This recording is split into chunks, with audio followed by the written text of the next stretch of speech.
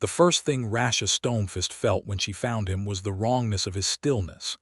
A man lying face down in the ravine mud, one arm bent beneath him, the other stretched wide as if he had tried to catch the earth itself before it swallowed him. She had been tracking a wounded elk through the pine shadow country east of Coldwater Crossing, 2 hours before dusk, with no intention of finding anything human in that hollow. The frontier stretched wide and empty out here beyond the Greywood Ridge, where settlers had pushed the boundary markers into territory that still felt like it belonged to something older than maps.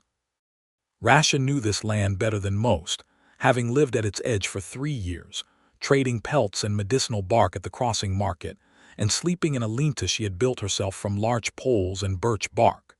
She was not part of any clan anymore. She had chosen solitude because solitude had never looked at her with the particular curl of disgust that human towns seemed to reserve for her kind. But here was a human, and he was not moving, and she stopped. She crouched 10 feet from him, setting her hunting bow across her knees and reading the scene the way she read tracks. His boots were good quality, thick-soled, iron-buckled, frontier-work boots, not a traveler's slippers. His coat was oiled canvas, the kind trappers wore because it shed rain. He had a satchel still strapped across his back, and a long-handled trapping hook lay in the mud 3 feet away, suggesting he had been carrying it when he fell. The ravine wall above him showed a fresh scar in the clay where the lip had given way. He had not been attacked. He had fallen, and fallen badly, from at least 12 feet up. She pressed 2 fingers to the side of his neck. His pulse was there, slow, steady, real. She exhaled. Then she turned him over, and her breath caught for a different reason. He was perhaps 28, though the mud and the gash across his temple made it difficult to be certain. His face was angular, with a jaw that looked like it had been cut from river stone, and dark brows that sat heavy over eyes she could not see because they were closed. His lips were slightly parted, and a thin line of blood had dried from the temple wound down the side of his face in a rust-colored trail. Even unconscious, even muddy, even crumpled in the bottom of a ravine, there was something in the set of his features that she noticed in the way she noticed a well-made thing, a good knife, a tree that had survived 100 winters, functional and quietly beautiful. She was not soft about what she did next. She was practical about it in the way that growing up orc had made her practical about everything, because softness had not often been something the world had offered her in return. She checked his limbs for fractures, running her broad green hands down his arms and legs with firm, sure pressure. His left forearm was bruised but not broken. His ribs on his right side made him exhale sharply even in unconsciousness when she pressed, and she noted that but did not think them broken either, just badly bruised.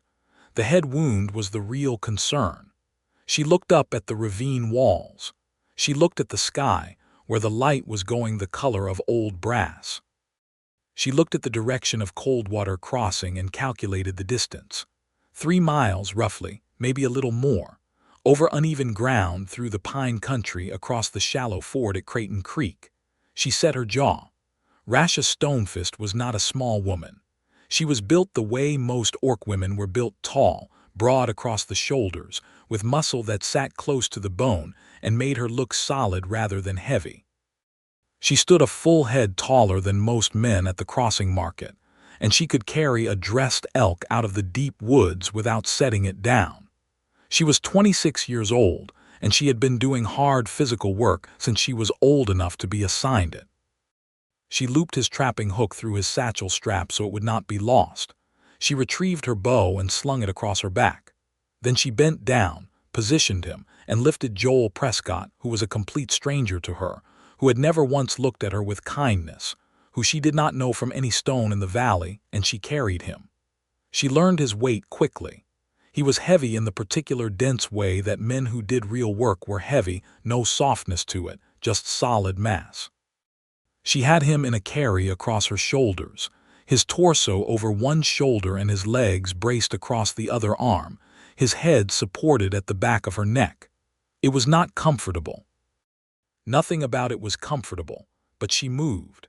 The first mile was through the pine country, where the ground was soft with needles and the going was relatively flat. She focused on her breathing long and even in through the nose, out through the mouth. And she focused on her footing, because the light was failing and the roots were treacherous and she could not afford to fall. He made no sound.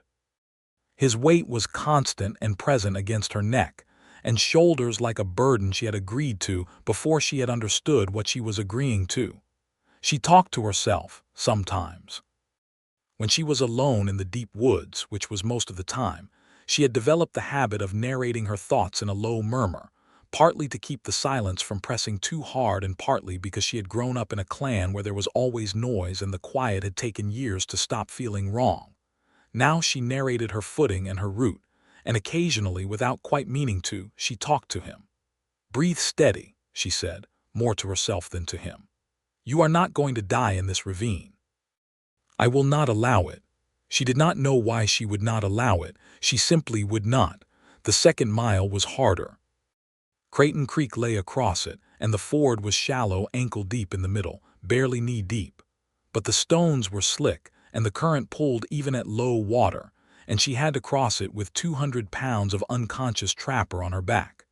She picked her way across with careful, measured steps, feeling each stone with the ball of her foot before she trusted her weight to it, and she did not fall. She got wet to the thigh and she did not care.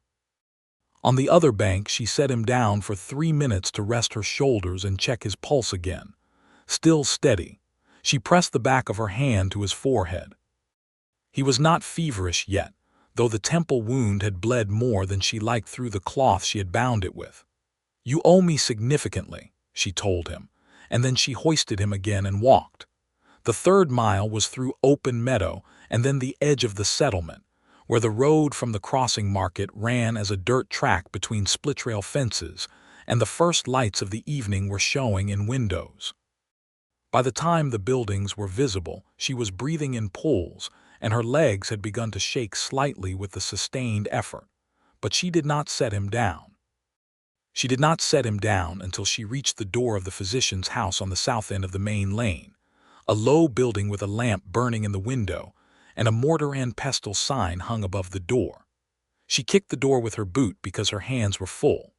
The physician, a stout woman of 50 named Marta Dunwell, opened the door and stood there for a long moment staring at a very large, very wet, very mud-covered orc woman holding an unconscious man as though he weighed nothing notable.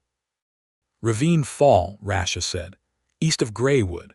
Temple wound, possible rib bruising, has been unconscious perhaps 2 hours. His pulse is regular." Marta Dunwell blinked once and then became the capable woman she was. "Bring him in," she said. "Table in the back." Rasha laid him down on the physician's table, which was solid pine and bolted to the floor, and she stepped back while Marta and her young assistant began to work. She stood by the wall, her arms hanging at her sides, feeling the deep tremor in her shoulders that she had kept controlled for 3 miles finally allowed to express itself. She looked at her hands. They were shaking slightly. She made them stop. "Is there anyone I should send for?" Marta asked without looking up from the temple wound she was cleaning. "Family? Does he work out of the crossing?" "I do not know who he is," Rasha said. Marta did look up then briefly. Something in her expression shifted, not hostility but a kind of recalibration. "You carried a stranger 3 miles. He was going to die otherwise," Rasha said. It seemed to her a complete explanation. Marta returned to her work. Rasha waited until she was certain the man was in competent hands, and then she left quietly, stepping back out into the evening air and pulling the door shut behind her. She did not go back the next day. She had no reason to. He was a stranger, and she had done what needed doing, and the matter was finished as far as she was concerned. She went back to her lean-to and she slept for 11 hours straight, which was the longest she had slept in years. And in the morning she repaired a section of her roof that had been troubling her and cleaned her bow, and tried not to think about the weight of him on her shoulders, which had become somehow familiar in the way that a thing becomes familiar when you carry it long enough. She went to the crossing market 4 days later for salt and lamp oil, and a coil of wire she needed for a repair. The market was held in the wide yard between the mill and the trading post, and it was the kind of modest frontier affair that had perhaps 30 stalls on a good day, trappers with their pelts, farmers with their autumn root vegetables, the blacksmith's apprentice selling ironwork, the woman from the valley who made good candles. Rasha came here every 2 weeks or so. Most people ignored her, which she preferred. A few were rude, which she managed. A handful over the years had become something like nodding acquaintances, which was as much community as she wanted. She was examining a rack of dried herbs at one of the middle stalls when she heard her name. "Are you Rasha?" She turned. He was standing 4 feet away, and he was upright, which she registered with a small, involuntary relief. He had a bandage above his left temple, visible at the edge of his hat brim, a wide-brimmed frontier hat, well worn, with a dark sweat stain along the band. He was wearing a clean shirt under his oiled coat, and the coat had been mended at the shoulder. He was looking at her with an expression she had not quite been prepared for. Not the wariness she usually got, or the veiled hostility, or the forced politeness of someone trying to be progressive. He was looking at her the way a person looks at someone they genuinely need to speak to, with focus and something close to urgency. "I am," she said. "Joel Prescott," he said, and put out his hand. She looked at the hand for a moment, because frontier men did not typically offer their hands to orc women in the middle of the market. Then she took it. His grip was firm and warm and brief. "Marta told me what you did," he said. 3 miles, she said. "It was not quite 3 miles. She said 3, he said. "I trust Marta's estimates." Something in his voice was dry without being dismissive. "I have been out to look for you twice since I could walk without falling over, but I did not know where you stayed." "I am difficult to find," she said, which was true and also intentional. "I came to thank you," he said. "I wanted to do it properly in person, not through Marta or the trading post rumors." "You do not need to thank me. I did what anyone would have done." He tilted his head slightly. It was a small motion, but it communicated a complete thought. They both knew that was not true, and they both knew she knew it was not true. "Anyone did not do it," he said. "You did it. That matters to me." She did not know what to do with that, so she looked back at the herbs. "Your head," she said. "How is it?" "Marta says it will scar. I have worse." He paused. "Are you all right?" That was a great deal to ask of someone. "Your arms, your back." She turned back and looked at him again, and this was the moment she would remember later in different light, when the shape of things had changed. This was the moment that would come back to her, not the weight of him on her shoulders, not the crossing of the creek, not the lamp in Marta's window. This moment here, in the crossing market in the early morning, with dried herbs at her back, and mud still worked into the stitching of her boots. He had woken up after what she had done for him, and his first concern had been whether she was all right. She had not been asked that, not in a long time. Maybe not ever in quite that tone, the tone of someone who had thought about it genuinely, who had lain in a physician's table and wondered about the strain on her back and her shoulders. She was aware of a warmth moving through her chest that she did not immediately recognize, because it arrived differently from how she would have expected warmth to arrive. "I am fine," she said, and her voice came out slightly lower than usual. "I recover quickly." "Good," he said, and the relief in his voice was real. "Good." He reached into his coat pocket and produced a folded piece of cloth, which he held out. Inside the cloth was a small collection of coins, enough silver to represent a week's trading, maybe more. "I know this doesn't know," she said, and did not take it. He looked at her. "I did not do it for payment," she said. "If I had wanted payment, I would have gone through your satchel." He stood there for a moment with the folded cloth in his hand, and then he smiled. It was not a wide or performative smile. It came slowly and settled naturally, the kind of smile a person cannot fully control. "Fair point," he said, and put the coins back in his pocket. She bought her salt and her lamp oil, and he walked with her through the market, which she had not agreed to but had also not declined, and which turned out to be unremarkable in the most unexpectedly comfortable way. He told her he was a trapper, which she had guessed correctly. He had been running a line along the Greywood Ridge, beaver, mostly, some fox, and had gone over the ravine edge in bad light when the clay lip gave. He had been working the territory east of the crossing for 2 seasons, living in a cabin 3/4 of a mile north of the main settlement. "By yourself?" she asked. "By myself," he confirmed. "You, lean-to, east side of the pines." "I know that stretch," he said. "I have run line near there. I have not seen your camp." "I am careful about that," she said. He nodded and did not ask why, which meant he understood why, which she appreciated. They reached the edge of the market yard and she stopped because the natural end of the conversation had arrived. "Joel Prescott," she said, "be more careful on ravine edges." "That is the best advice I have received in years," he said. He was not making fun of her.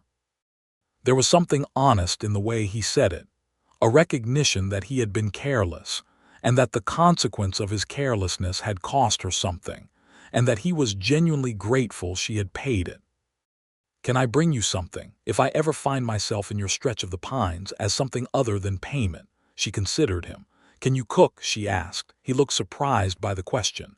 "Reasonably well for a man who eats mostly alone." "Then if you come through my territory and you want to make use of my fire," she said, "bring something worth cooking." It was as close as she knew how to get right then to saying, "You may come back." He understood it that way. She saw it in the small adjustment of his expression, something that had been careful becoming slightly less careful. "I will," he said. He did. He came 3 weeks later, on a cold morning in late autumn when the first frost had silvered the grass, and the pine trees held it in their needles like the world was practicing for winter. He came with a brace of grouse and a cloth-wrapped block of good hard cheese from the trading post, and a small jar of the pepper sauce she had seen him buy at the market, which meant he had noticed what she was looking at, which she found she did not mind. She had not built her linta for company.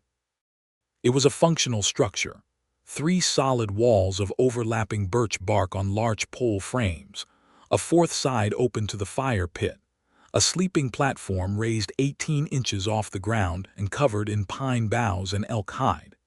She had a small working area to the side where she processed her pelts, and a drying rack, and a small iron pot that she had traded 2 excellent beaver pelts for and considered among her better decisions. It was not built for company, but it accommodated Joel Prescott without complaint. He sat on the log she used as a workbench, and she sat on the ground on the other side of the fire, and they cooked the grouse in the iron pot with root vegetables she had stored, and they talked. Or rather, he talked and she listened, and then she talked and he listened, and this turned out to be how they fit together, each of them accustomed to silence but comfortable in conversation when the conversation was worth having. He told her about his family in the lowland towns, 2 sisters and an aging father, and why he had come to the frontier. She told him nothing of her clan, because that was not a thing she had words for yet, but she told him about the medicinal plants she gathered and processed and traded, and about the specific qualities of the Greywood pines in autumn, and he listened with his elbows on his knees and his grouse-greased fingers wrapped around a tin cup of water, and she had the strange and unsettling sensation of being seen without being examined. Most people who looked at her were examining her, taking inventory of her tusks, shorter than a male oryx, barely longer than her canines, polished smooth from years of unconscious pressing against them in the night, measuring the green of her skin against their idea of what was acceptable, calculating whether she was a threat. Joel Prescott looked at her as though she were simply a person sitting across a fire from him, which was either very simple or very complicated, and she had not yet decided which. He came back the following week, and the week after that. By the 5th visit, he had stopped being a guest and had begun being something else, something she did not have a precise word for in either of the 2 languages she spoke. He brought different things each time, because he paid attention to what she needed, which she noticed and did not comment on.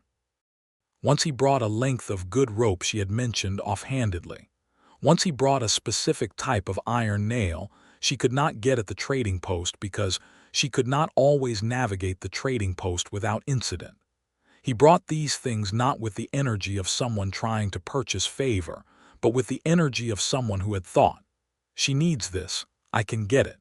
She would not have called herself lonely before he started coming.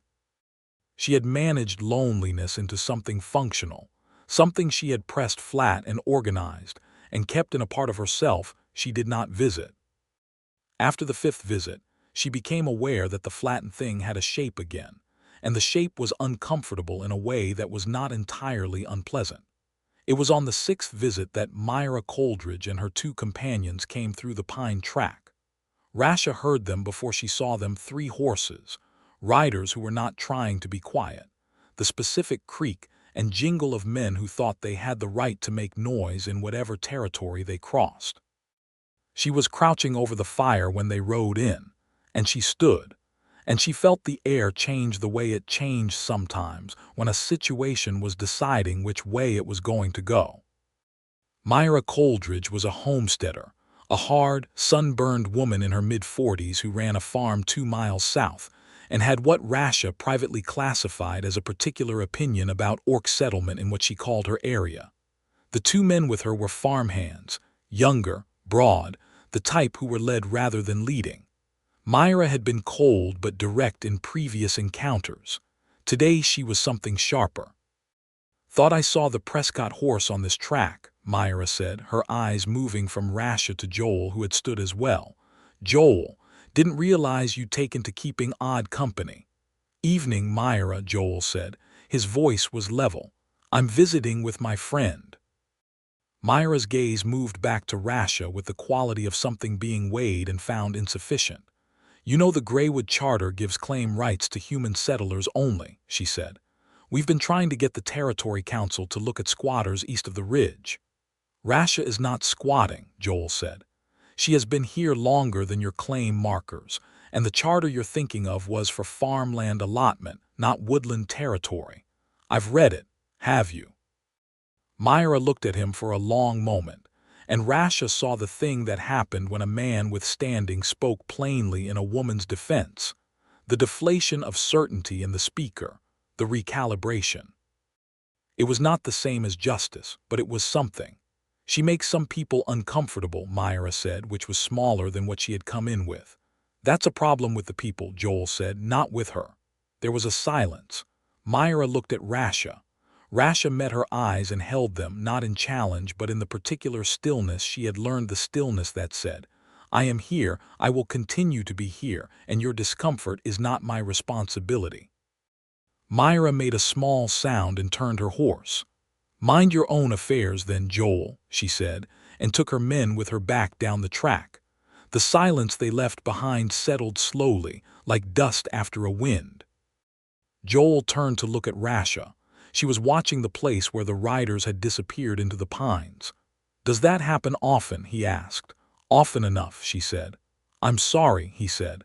"She doesn't have the right, she thinks she does," Rasha said. "The thinking is more than the right. It is difficult to argue with what someone thinks they have." She looked at him. "But thank you for saying what you said." He looked like he wanted to say more, but she saw him consider it and decide against it, not because he did not care, but because he understood instinctively that she did not need his outrage on her behalf. She had her own.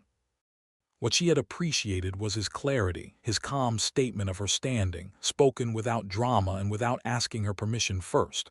He had simply done it. "The grouse is getting cold," she said. "Right," he said, and they sat back down. But something had shifted between them as perceptibly as the direction of wind. He had spoken up for her, not in the performed way, not in the way that asks for credit. In the simple, flat, immediate way of a person who had already decided where she stood in relation to him, and found the decision uncomplicated. She thought about that for a long time after he had gone. Winter came properly in the last week before the solstice, arriving not with the tentative frost of November, but with committed snowfall that buried the pine country in 2 feet of white over 3 days. Rasha had prepared for it. She had 3 seasons of winter behind her in this specific location, and she knew its rhythms. But the lean-to, well built as it was not a cabin, and there were nights in deep winter when the cold pressed in with a persistence that made sleep difficult and fire management critical. Joel came to her lean-to on the fourth morning of the snowfall, and he stood in the doorway opening, the open fourth wall of her structure with snow on his hat and his collar, and an expression she could not quite read, which was unusual because she had become reasonably good at reading him. "I have a cabin," he said. "It's warm. I have a spare room, which is technically storage, but there's a bunk in it because I built it before I decided to put the stores in there instead. It's a bad arrangement, but I never fixed it." She looked at him. "You don't have to," he said immediately. "I'm not asking as anything other than as someone who doesn't want you to freeze in a lean-to in January, because the temperature is going to drop another 10 degrees in the next week and a half, and I have a warm room that isn't being used for anything other than potatoes and dried venison." "I have managed winters before," she said. "I know you have," he said. "You are capable of managing it again. I'm not asking because I think you can't. I'm asking because the room is there and the fire is there, and I'd feel better knowing you were comfortable." She looked at him for a long time. The snow was still falling, soft and indifferent, through the pine branches. She thought about what it would mean to accept. She thought about what it would mean to refuse. She thought about the quality of his voice when he had spoken up for her in front of Myra Coldridge, and about the fact that he had brought her the rope she needed without making an occasion of it. "I will stay through the worst of it," she said. "If it becomes warm enough to manage from here, I will come back to the lean-to." "Of course," he said. "My storeroom is your storeroom. Well, move the potatoes over." She almost smiled. She turned to gather her things. His cabin was modest in the way that a trapper's cabin was modest: single-story, low ceiling, thick log walls that held heat well, 2 small windows with oilcloth panes, a central stone fireplace with a cooking arm, a main room that served as kitchen and living space, and 2 small rooms off the back. He had told her one was storage. The other was his. She noted this layout with the care she gave all practical information, and she moved the potatoes, and she put her gear in the storage room, and she set up her sleeping arrangements on the bunk, and she did not make it mean more than it was, except that it was already more than it was. She knew that. She suspected he knew it too. Living in the same small structure as another person was different from visiting. She learned his habits the way she learned trail signs, by pattern and repetition. He woke before dawn and built the fire back up before doing anything else, and he did this without asking whether she was awake or needed anything, simply because the fire needed to be built up. He cooked breakfast for both of them with the same casual certainty, setting a second bowl without ceremony. He was quiet in the mornings in a way that she appreciated, a thinking quiet, not a hostile quiet, the kind of silence that shared space comfortably. By midday he was more talkative, and in the evenings he was the most at ease, sitting by the fire with mending work or his trapline notes, occasionally reading aloud from one of his 3 books, occasionally talking to her about something that had caught his attention. He did not read at her, he read to her, which was a different thing. He asked her opinion and listened to it. She told him about her clan, eventually. It happened on a Thursday evening in deep January, after he had read aloud a passage about navigation that had led to a conversation about the great orc migrations of 2 centuries prior, and she found herself saying things she had not said to anyone in 3 years. She had left the Stonefist clan at 23, after her mother's death, and after the clan elder's decision to move south into contested territory that she had believed was a mistake. Not a coward's mistake, but a strategic one, the kind of mistake that costs lives over years rather than days. She had said so, and the elder had listened with the particular patience of a man who had already decided, and she had left rather than follow into what she believed was a slow disaster. "Have you heard from them since?" Joel asked. "Once," she said. "A traveler who came through the crossing market 2 summers ago knew the Stonefist name.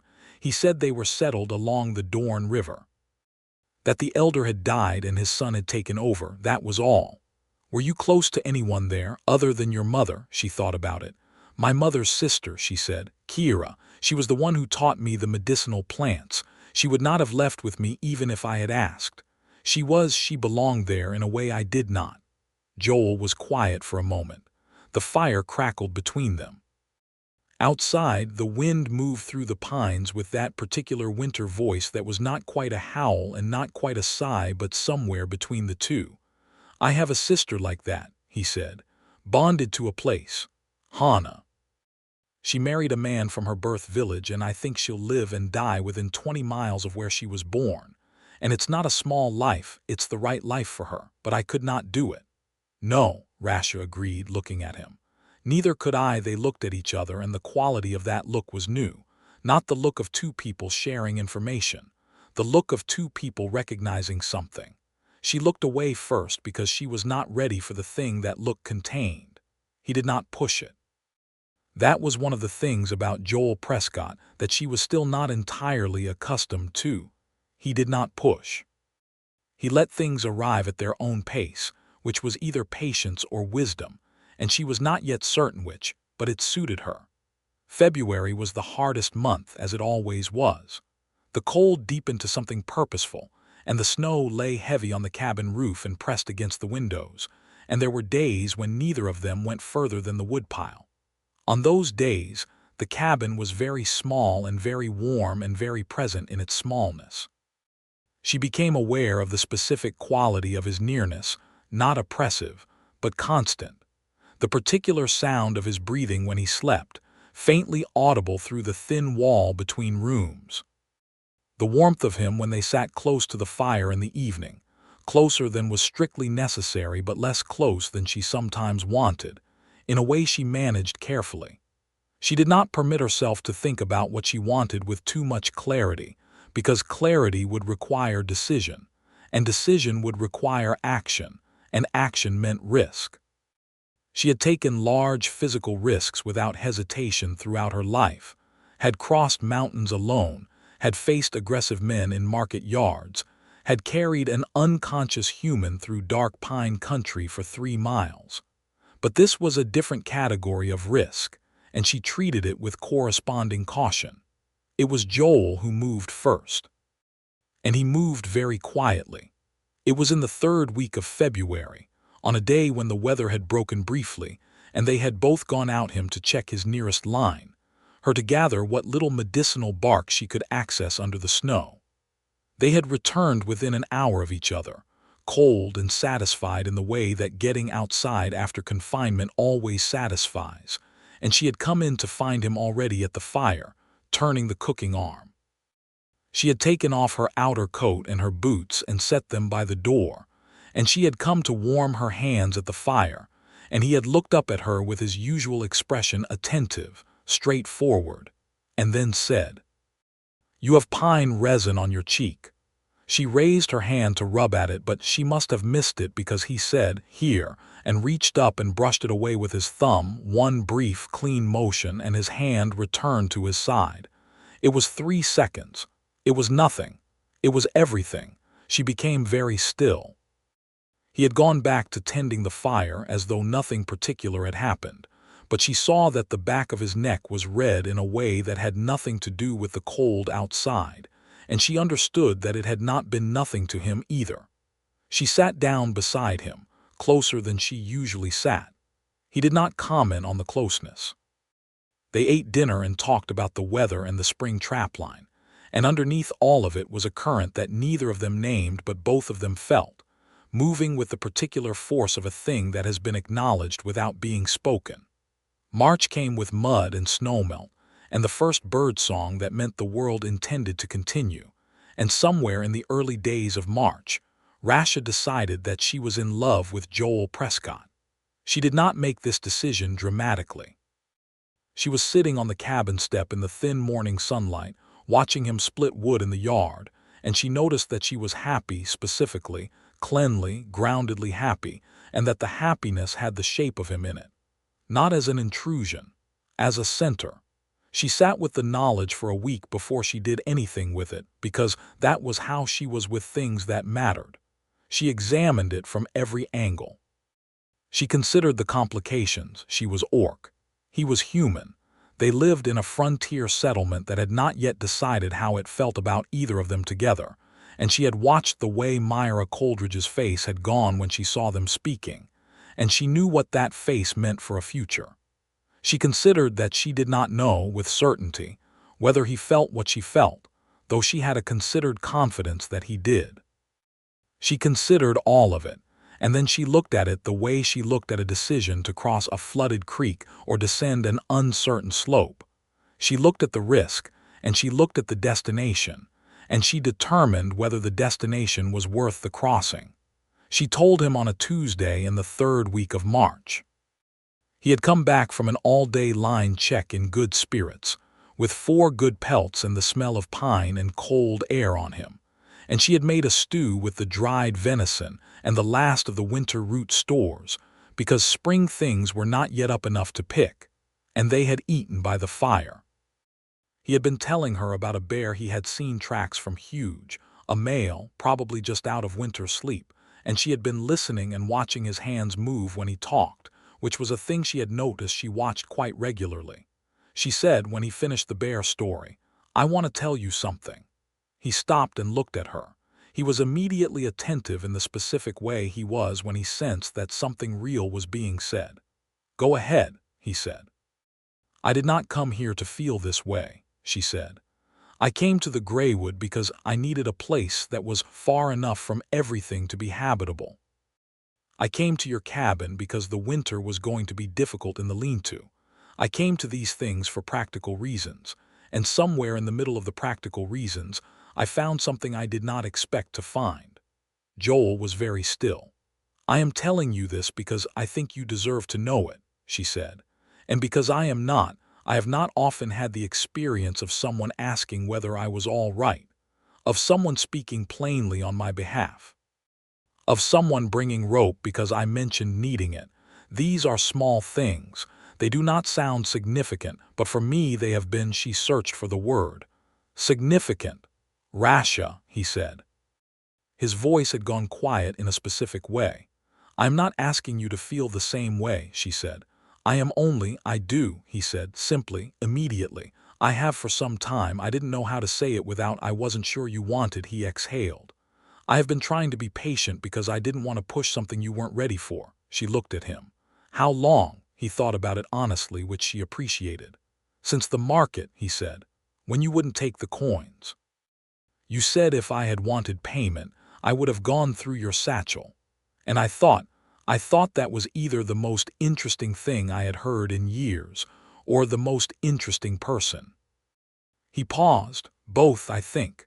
She was quiet for a long moment. The fire settled between them with a soft collapse of wood. "Joel," she said, and she had never said his name in quite that register before, quieter than usual, more careful, as though the name had weight she was only now measuring correctly. "Yes," he said. She reached across the space between them and put her hand against his jaw, her broad green hand against his tanned, angular face, and she felt his breath adjust and his whole body still, the way an animal stills when something extraordinary happens. She kissed him with the same directness with which she did everything, deliberately, without apology, with her full attention. He kissed her back the same way, and she learned that he was, in this as in other things, someone who met what was offered without flinching or retreating or adding complications. His hands came up, one at the back of her neck, one at her shoulder, and she felt the warmth of them through the fabric of her shirt, and she thought, "There it is. There is the thing that was moving toward this." When they separated, he looked at her with an expression she had not seen on his face before, open, unguarded, slightly undone in a way that she suspected he rarely allowed himself to be. "I was going to say something," he said, "before you said anything. I had been working up to it for weeks." "What were you going to say?" "Approximately what you said," he admitted. "Less well-organized." She almost laughed. She did not, but it was close, and he saw it, and his expression shifted into something warmer. "Stay," he said, "not just through winter. When spring comes and you go back to the Linta, come back. Come here. I will make room for more than potatoes."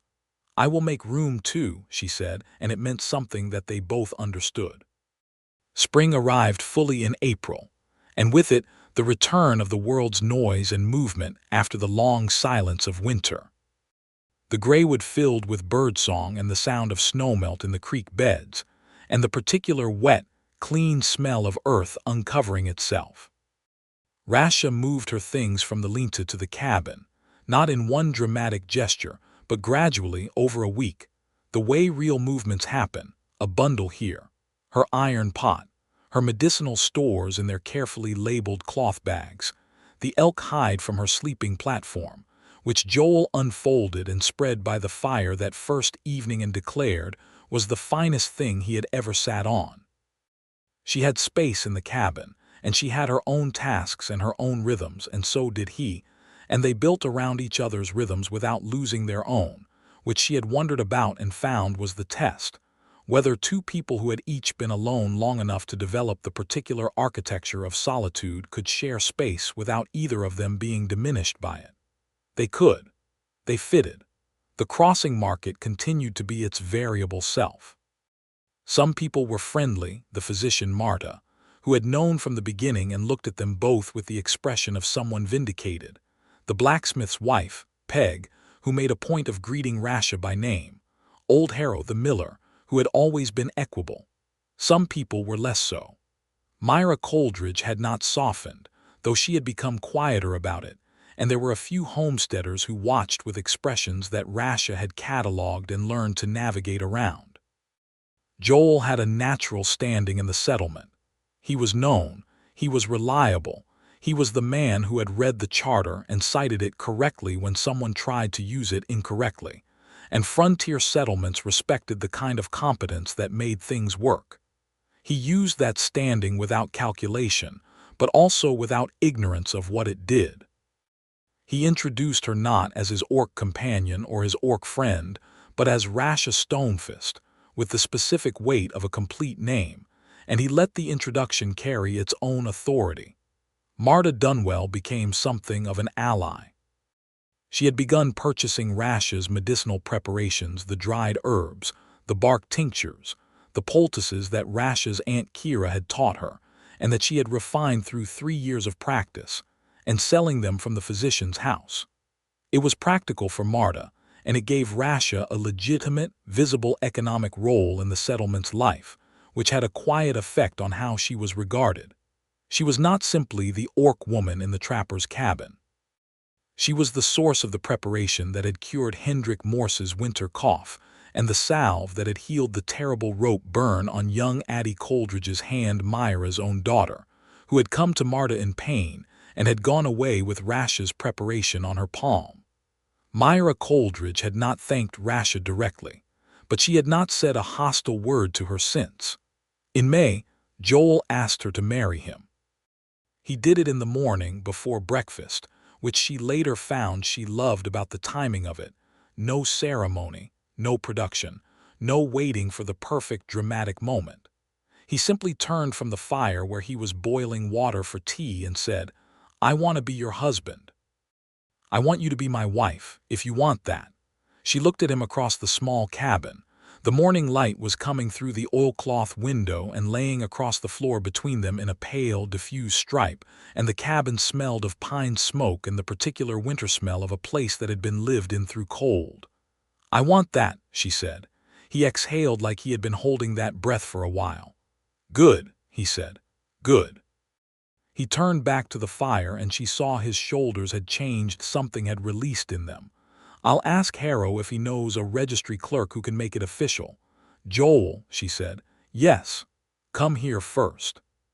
He turned and came to her, and she took his face in both her hands, as she had done that night in March, and she kissed him properly in the morning light without hurry, and he put his arms around her and held her the way he held everything he was careful about, firmly, with full attention, as though he had no intention of letting go.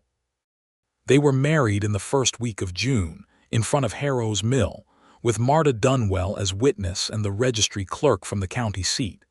A dry, efficient man named Albrecht who had, to his credit, filled out their certificate with complete professionalism and wished them well without visible reservation. It was not a large event. Peg the blacksmith's wife brought a cake. Old Harrow made a short speech about good neighbors that was sincere and slightly off-topic. The afternoon was warm and the Greywood pines were fully green, and the air smelled of the river.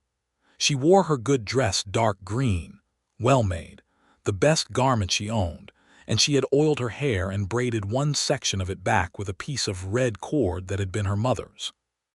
Joel wore a clean shirt and his best coat, and he looked at her when she came to stand beside him with an expression that she kept in her memory the way she kept other valuable things, carefully, in a place where it would not be damaged. They spent the summer working in a way that felt different from any working either of them had done before, different in quality, in texture, in what it produced. Not just pelts and medicinal preparations and firewood and preserved food for winter. Something larger. The cabin needed work. The north wall had settled and needed rechinking. The storage room was being reorganized into an actual second room now that its primary purpose had changed. The lean-to in the pines had been dismantled, and its useful materials brought to the homestead. Joel was planning a proper woodshed. Rasha was planning a drying shed for her medicinal work, and Marta had offered to help fund the materials in exchange for first access to the preparations. They built together in the easy, wordless way that people build when they have understood each other's methods. She was stronger than he was, and she had spatial judgment for structure that she had developed over years of building her own shelters. He was precise with the finer work, joints, measurements, the particular set of a door hinge that meant it would swing true. They argued twice, once about the angle of the woodshed roof, once about where to place the drying shed relative to the prevailing wind, and both arguments resolved the way their arguments always resolved, which was with both of them sitting down and talking it through until the actually correct answer was visible to both of them. The woodshed angle was hers. The drying shed placement was his. They were both right. That was marriage, she thought. Autumn came back, and with it the weight of the second full year of their life in the Greywood. The traplines were running well. Joel had extended his territory eastward, and Rasha had begun helping with line management, which freed him to push further while she maintained the nearer sets.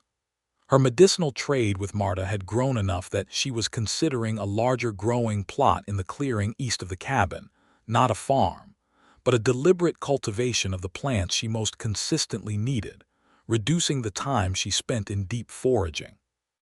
The settlement had changed in its attitude toward them, not uniformly and not without backsliding, but the weight of time and visibility and ordinary useful contribution had done what she had hoped it might do. People knew her name. People knew her work. People came to Marta specifically requesting the Stonefist preparations. When old Harrow's granddaughter had a difficult fever in September, it was Rasha he sent for directly, not Marta first. Rasha first, and she had come, and the child had recovered. And after that something had settled in the settlement's collective disposition toward her that she felt when she walked through the market and registered in the absence of certain kinds of looking. She told Joel about it in the evening after the child had recovered, sitting on the cabin step in the autumn dark with a shared blanket between them and the stars, very clear above the Greywood pines. "It is changing," she said, slowly, not completely, but the direction is different from what it was. "It is," he agreed. He was leaning slightly against her and she was leaning back, and the weight and warmth of him was familiar in the deepest way, the way things are familiar when they are no longer noticed as separate from oneself. You've given them something real to hold on to. People are complicated and slow and afraid of things they don't understand, but they can be taught. Slowly. "I did not set out to teach anyone," she said. "No," he said, "that's why it worked." She thought about that. Above them the stars moved in their slow rotation that had nothing to do with any of the things they were navigating here at the edge of the Greywood. "Joel," she said, "I am going to have a child." The quality of the silence that followed was unlike any silence she had heard from him before. She felt him go very still, and she waited, and then he exhaled in a long, slow release. "You're sure?" he said. "I have been sure for 3 weeks. I wanted to be certain." 3 weeks, he said. "I know how to wait," she said. He turned to look at her in the dark. She could see his face by the thin lamplight from the cabin window, the expression on it complicated and complete and deeply, unmistakably moved. He put his hand against her face the way she had once put her hand against his, and he said her name, just her name, Rasha, with a fullness of feeling that she thought she would carry with her for the rest of her life as a specific, indelible weight. "You are not frightened?" he asked. "I am," she admitted. "Half-orc. On this frontier, in this settlement. We will manage it," he said immediately without hesitation. "Together, whatever it takes." "I know," she said, and she did. Winter came again. The third winter in the cabin, the second as husband and wife, the first with a child forming in the slow underground way that all important things formed. Her body changed in ways she observed with the detachment of someone trained to observe bodies. The deepening fatigue in the early months, the specific hungers, the shift in her center of balance that reminded her of carrying heavy things over uncertain terrain, which she had some experience with. She managed it practically, as she managed most things. Joel managed it with what she could only describe as dedicated gentleness, not hovering, not treating her as fragile, but checking in with the specific consistency of someone who was paying attention and who had decided that her comfort and health were among his primary projects. He read everything Marta could give him about half-orc pregnancies, which was less than either of them would have liked but more than nothing. Marta herself was curious and engaged in the precise, scientific way that made her a good physician. She asked good questions, and she listened to the answers, and she adjusted her knowledge accordingly. She had not delivered a half-orc child before, but she had delivered human, and she had read the orc midwifery texts that a traveling healer had left at the crossing trading post 2 years before, and she combined these sources with her own careful attention to Rasha specifically, which Rasha appreciated. The child was born in March, when the first snowmelt was beginning, and the world was making its annual argument for continuation. It was not an easy labor. It was long, and there were hours in it that were very hard. When the room was warm and close, and Marta's voice was steady and Joel was present in a way she had not expected him to manage, present without being distressed, holding her hand and not flinching from anything. He stayed through all of it, which she had not asked of him, and which meant more than she had the words for in the moment. The child arrived in the early morning, in a light that was the color of the inside of a seashell, pale pink and translucent. He was immediately, obviously, half of each of them. He had his father's nose and his father's fingers, long and angular. He had his mother's coloring, not the full deep green of Rasha's skin, but a warm olive green that she recognized from the mixed-blood children she had seen in her clan. His ears were slightly pointed at the tip, a subtle thing.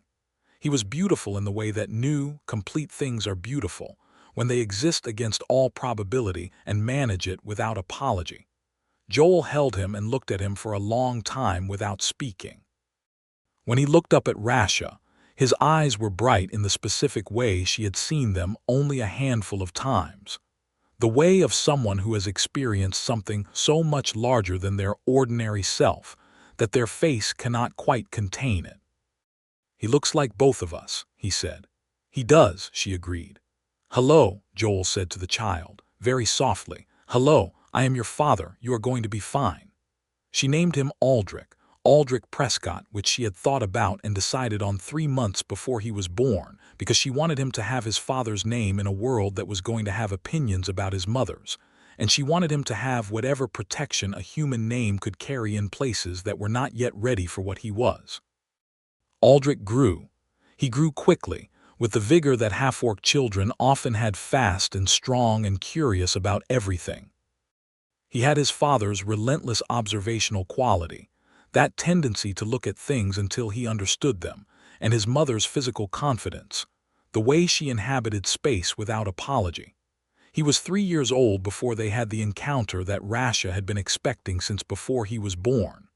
It was at the market, the crossing market, on a high summer day, when the yard was busy, and the dust was up, and there were a dozen stalls and perhaps 50 people. Aldrich was on his feet now, walking with the particular determined gait of a child who has very recently figured out running, and has decided this is the best development in history. A man Rasha did not know well, a newcomer to the settlement.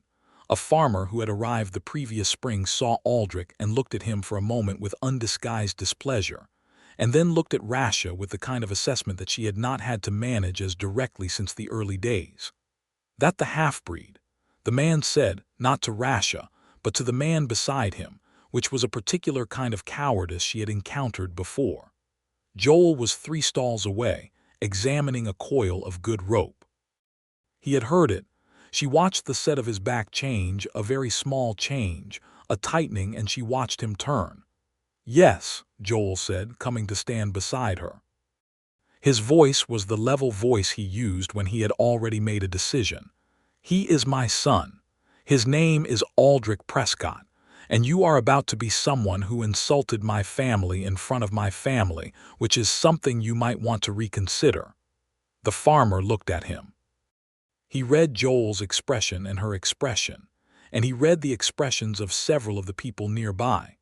Peg, the blacksmith's wife, who was looking at the farmer with a compressed mouth, and Marta Dunwell, who was looking at the farmer with the polite but precise gaze of someone who delivers health services, and can choose to remember who she does and does not have time for, and the farmer made the calculation and found it unfavorable. "No offense intended," the man said, which was the most dishonest sentence in the human language, but also the most useful end to a confrontation. Joel turned back to the rope. Rasha looked down at Aldrich, who had watched the exchange with the wide, processing eyes of a child who does not yet have context but is gathering it. She crouched to his level. "Are you hungry?" she asked him, because he was always hungry, and because redirecting a child's attention from an adult's ugliness was something she had decided she would do with deliberate and consistent care. "Yes," he said, with the conviction of someone who has never not been hungry. "Come on then," she said, and took his hand, and they walked to the baker's stall together, and she bought him a small roll, and he ate it with total concentration. The years accumulated the way good years do, not dramatically, but richly, each one adding something to the texture of the life they were building. The drying shed went up and became an actual workspace that Rasha was proud of, with its carefully organized shelving and the particular smell of dried herbs and bark that clung to the air year-round. The cabin had been extended, a proper second room now, and a covered porch that Joel had built in the summer of Aldrich's second year, which caught the morning sun, and where they had taken to eating breakfast in good weather. Joel's trapping had expanded into a small trade operation, with 3 other trappers now running lines under an informal arrangement, with him managing the sales at the county market. Rasha's medicinal preparation business had grown beyond Marta's house. She was sending preparations to 2 other settlements now, through traders who passed through the crossing, and a physician in the town of Greywood had written to her directly requesting a specific preparation for chest illness that she had formulated over the previous winter. She had written back. She had begun corresponding. She had not expected to become, in any capacity, a known medical resource, but this was what had happened, and she found she did not mind it. It gave her work a further reach. It put her name, her actual name, Rasha Stonefist Prescott, the full name she now used on correspondence that traveled to places where people would read it without the overlay of seeing her. Aldrich was 5 when she discovered she was carrying their second child.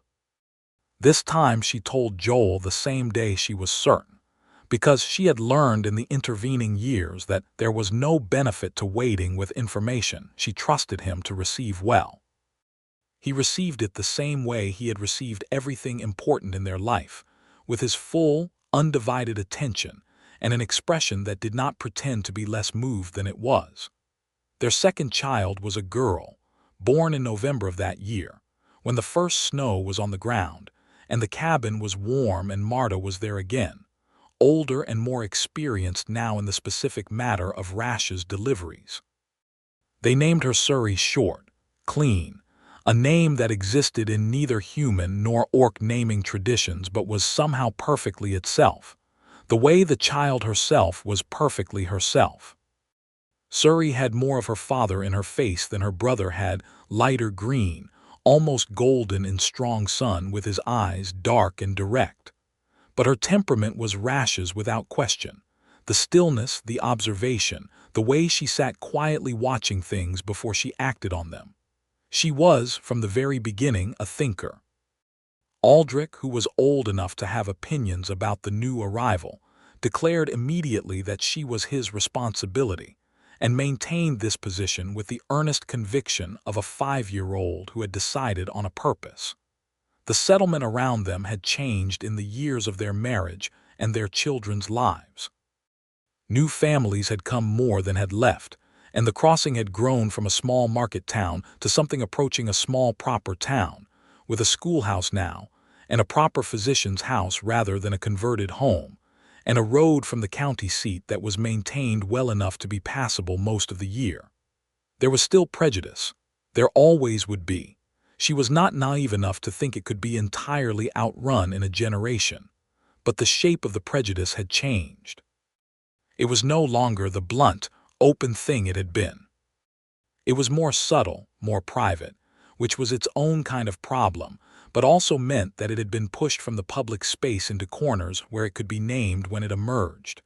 Rasha was known, not just tolerated, known. She was the woman who had formulated the chest preparation that had saved 3 people in the crossing's winter of the fever. She was the mother of Aldrich and Suri Prescott, who ran in the market yard with the other settlement children and whose mixed heritage was, to those children, simply a fact and not a question. She was Joel Prescott's wife, and Joel Prescott was a man of standing, but she had her own standing now that was separate from his, built from her own hands and her own knowledge and her own consistent presence in this community for going on 9 years. She was not soft about this. She did not mistake acceptance for love or visibility for equality. She knew the full map of what remained difficult and what remained unjust, and she maintained her positions on those things with clarity. But she also allowed herself, carefully, to recognize what had been built. On a morning in the early spring of their 9th year in the Greywood, when the mud was up and the birds were impossibly loud, and the children were still asleep and Joel was at the woodpile in the early light, Rasha stood on the covered porch with a tin cup of tea and watched him. He was splitting the winter's last stored rounds into manageable pieces, working with the easy efficiency of someone who had done this thousands of times, and the light caught the silver at his temples. He was 37 now, and the frontier years sat on him in a way she found she loved, the weathering of a person who has been thoroughly used by their life. He looked up and saw her watching, and he straightened and smiled, the slow, genuine smile that she had collected since the beginning. She thought about the ravine, the mud and the bad light and the weight of him on her shoulders, the 3 miles of pine country and the Creighton Creek ford and the lamp in Marta's window. She thought about arriving at that door and kicking it with her boot and laying him down on the table and stepping back, and the way her arms had shaken when she finally allowed them to. She thought about waking up the next morning and going back to her lean-to, certain that it was finished, that she had done what needed doing and the matter was closed. How small that certainty had been, how much it had not contained. He crossed the yard and came up the porch steps, and she handed him her tea, which he drank from without asking because they had given up on separate cups some years ago. "What are you thinking about?" he asked. "The ravine," she said. He looked at her over the rim of the cup.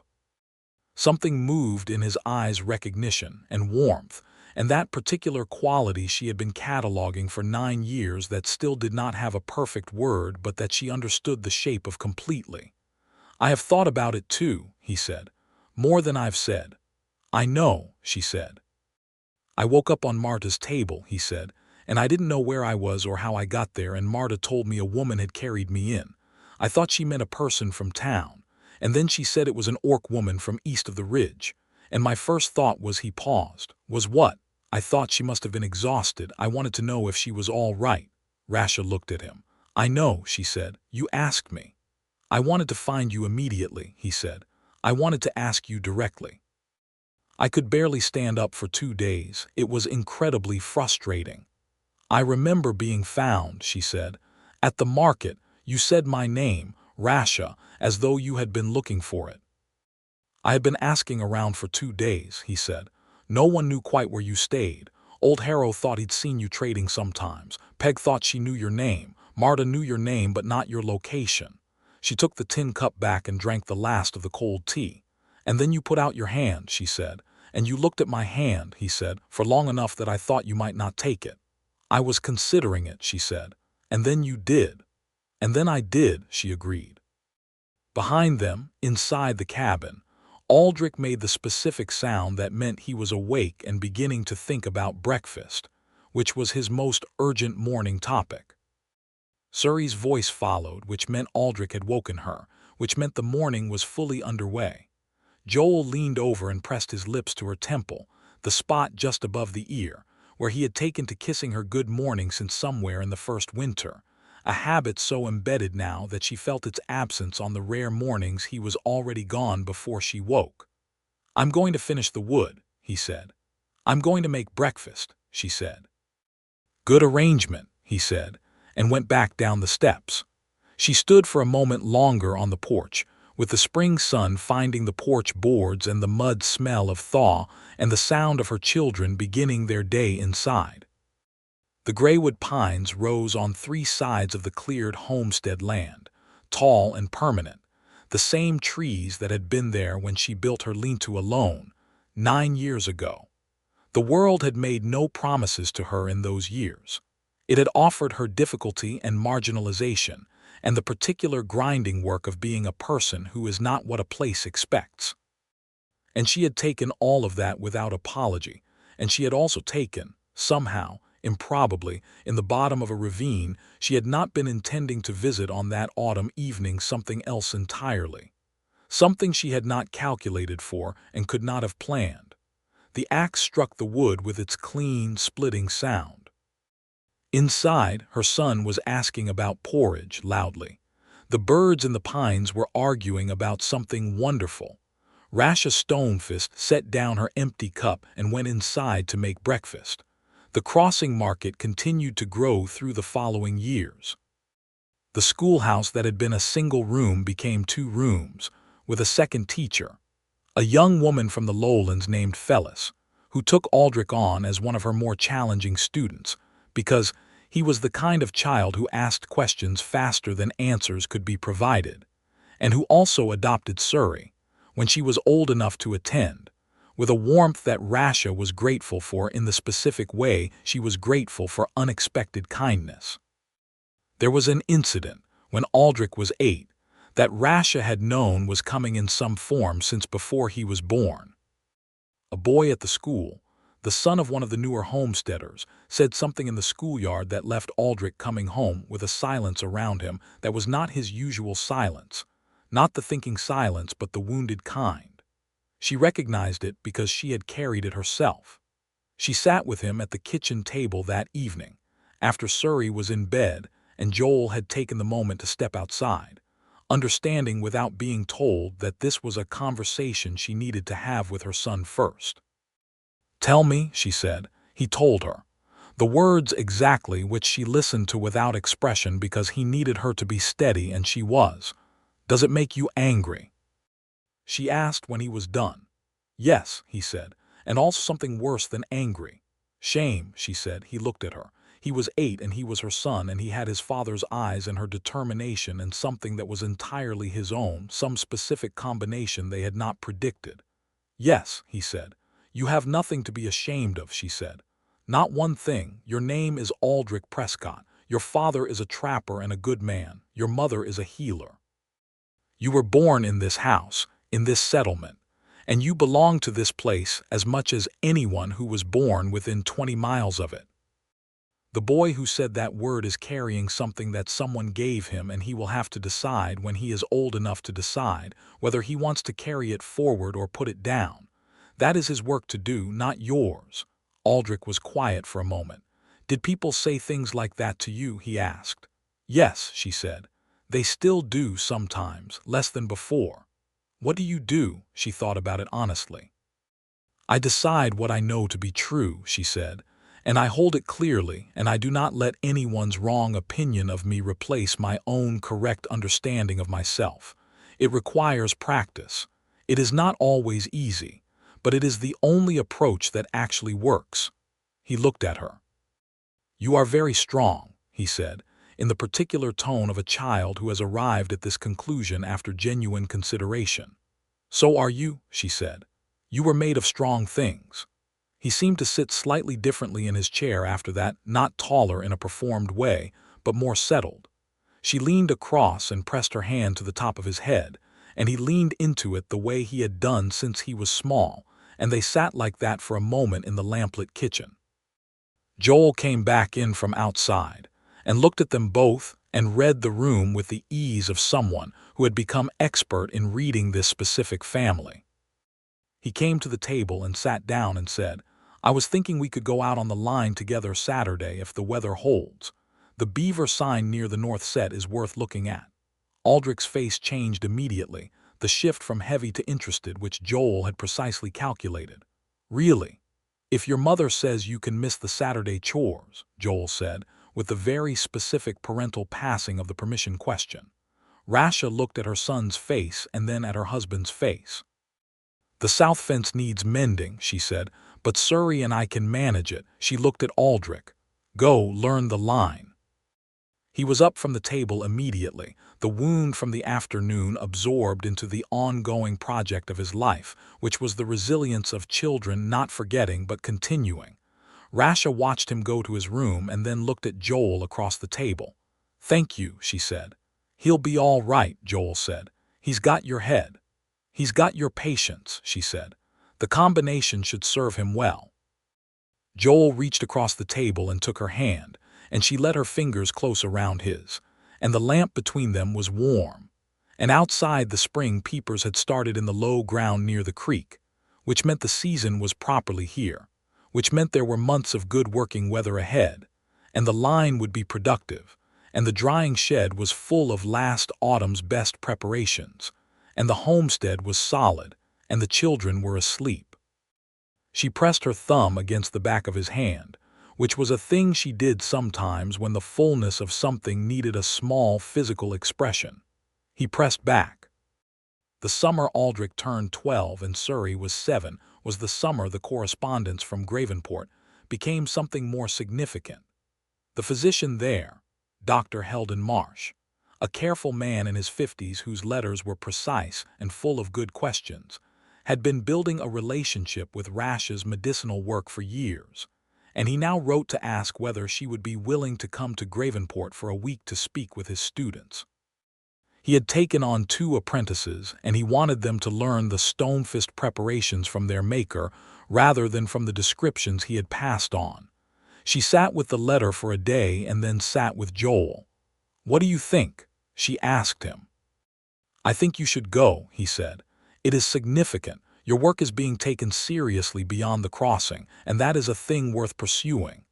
The children, she said, are my children too, he said. I can manage a week. She went to Gravenport in August, taking the trading road with a reliable carrier who made the journey regularly, and she arrived in a town 3 times the size of the crossing and found Dr. Marsh's house and was received by a man who shook her hand and showed her to a good room and treated her, throughout the week, with the straightforward professional respect of someone who was interested in her knowledge and considered her standing in the field established by the quality of her work. His apprentices were a young woman named Cass and a young man named Torben, both of them somewhere around 20, and both of them had clearly been briefed by Dr. Marsh on the matter of professional respect, which showed in their readiness to be taught. Rasha taught them. She was a good teacher. She was direct. She organized information well. She showed rather than merely described, and she expected them to absorb what she showed them and ask questions when they did not understand. By the end of the week, Cass in particular had proven herself a quick student, and Rasha left Gravenport with a standing invitation to return, and a sense of something she had not entirely expected: pride, clean and uncomplicated in the work and in the recognition of it. She came home to a homestead where the south fence had additionally been mended, the kitchen garden weeded, and both children were in good health and full of news. Surrey had caught a rabbit and very thoughtfully released it. Aldrich had fixed the squeaking hinge on the woodshed door, which had been making them both insane for a month. Joel looked at her when she came through the door with the particular look she knew, the one that meant he had been waiting for her return with a certainty that held no anxiety, but simply wanted her home. She put her bag down and he put his arms around her, and she stood in the familiar warmth of him for a long moment. "Good week," he said into her hair. "Very good," she said. "I will tell you everything." "I know," he said. "Sit down first." She sat down. Surrey immediately climbed into her lap with the density and intention of a small boulder. Aldrich sat across from her and had already begun a sentence about the rabbit situation by the time she was fully settled, and Joel put tea on, and the lamp was lit, and the cabin was full of the specific, irreplaceable noise of a family at evening, and she let it fill her in the way that only things you have chosen, with full knowledge of what they cost and what they mean, can fill you. Years later, many years, when Aldrich was grown and studying at the county college in Gravenport under Dr. Marsh's recommendation, when Surrey was 15 and had her mother's stillness and her father's precision, and an already evident talent for the medicinal work that made Rasha quietly certain of the path she would take, Rasha walked to the east stand of pines on a September afternoon and stood where her linta had been. There was no trace of it. The forest had reclaimed the space with the thoroughness it applies to all things that have been abandoned. She stood there for a while. She was 36 years old, and she felt it, and she did not mind feeling it. Her hands had the particular dryness of hands that had done significant work in all weathers, and her shoulders carried the history of many carried things, and her face, which the frontier years had weathered like Joel's but differently, still held the quality that he looked for when he was looking for her across a crowded market yard. A specific sharpness, a watchfulness, the face of someone who has been paying attention to the world for a long time and found it worth watching. She thought about the girl who had built this lean-to, who had come to the Greywood because it was far enough from everything, who had survived winter here and traded at the market and managed her solitude into something functional, who had tracked a wounded elk into a ravine and found something she had not been tracking at all.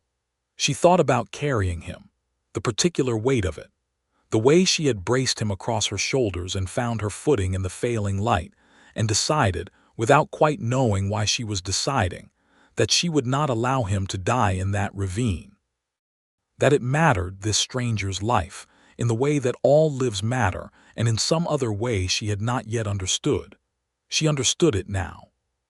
She walked back through the pines toward the homestead, toward the lamp in the window that was already lit because Joel was back from the North Line and had started dinner, toward the sound of Surrey's voice and the smell of wood smoke and the particular life that had grown from an afternoon in a ravine and a kick at a physician's door. The Greywood was deep gold in the September light. The pines moved in the late wind. The creek spoke its quiet, constant language somewhere to her right. She crossed the clearing at an easy pace and went up the porch steps and through the door. "There you are," Joel said from the fire, not turning because he knew the sound of her step on the boards after 16 years of it. "Here I am," she said. He looked over his shoulder. His face, when it found hers, did the thing it had always done from the beginning. It opened, the way a room opens when you light a lamp in it. She had carried him once, 3 miles through dark pine country, and he had woken up and asked if she was all right, and everything that had followed had grown from those two facts, from her willingness to carry and his willingness to care, from the specific and improbable alignment of two solitary people who had found each other at the bottom of a ravine at dusk. She sat down at the table. Surrey looked up from the book she was reading and asked whether her mother had found what she was looking for out in the pines, and Rasha said yes, she thought she had, and helped herself to the bread that was already on the table, warm and real. Outside, the Greywood settled into evening. The stars came out over the pines. the same stars that had always been there, indifferent and endless, and perfectly arranged above the small, warm, entirely sufficient light of the homestead. Rasha Stonefist Prescott poured herself tea and listened to her family and was, in the most complete and unhurried sense, home.